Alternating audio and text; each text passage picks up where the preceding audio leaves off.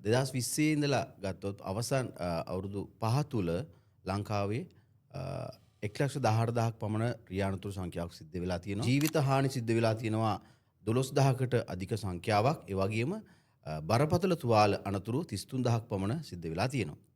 පසුගිය වසරේ පමණක් අපි බැලුවොත් 2024 වර්ෂයේ මුළු අනතුරු 25,299ක් සිද්ධ වෙලා තියෙනවා. එම අනතුරු වලින් 2,521 දෙනෙක් ජීවිතක්ෂයට පත් වෙලා තියෙනවා. ඒ වගේම බරපතල ලෙස තුවාල ලැබලා තියෙනවා 7,157 දෙනෙක්.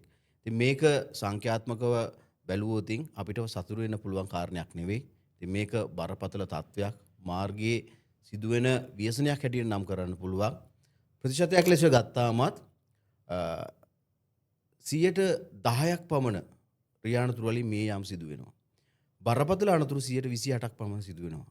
ඉතින් අනතුරු 100ක් සිදු වුණාම ඒ අනතුරු 100න් 10 දෙනෙක් ජීවිතක්ෂයට පස් වෙනවා නම් මේ කිසිසේත්ම සාමාන්‍යයෙන් අපිට නොසලකා හරින්න බැරි තත්ත්වයක්. මම හිතන්නේ ඒ නිසා වෙන්න ඇති විශේෂයෙන්ම රතුරුගොස්ස සමාජය ලොකු වගකීමක් ලෙස මේ වගේ කාර්යයන් ඉටු කරන්නේ.